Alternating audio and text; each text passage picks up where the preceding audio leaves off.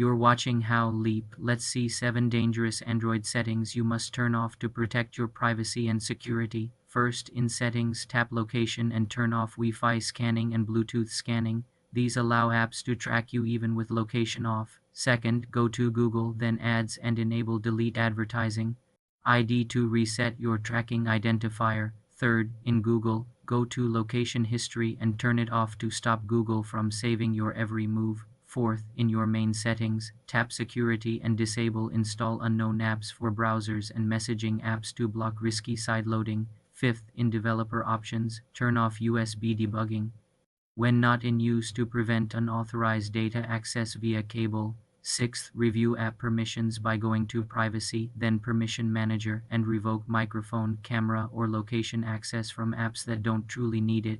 Seventh, in your Google account settings, visit Data and Privacy, then Web and App Activity, and turn it off to stop Google from storing your searches and app usage. Regularly check these settings to maintain control. For more simple and crucial security tutorials, subscribe to the channel.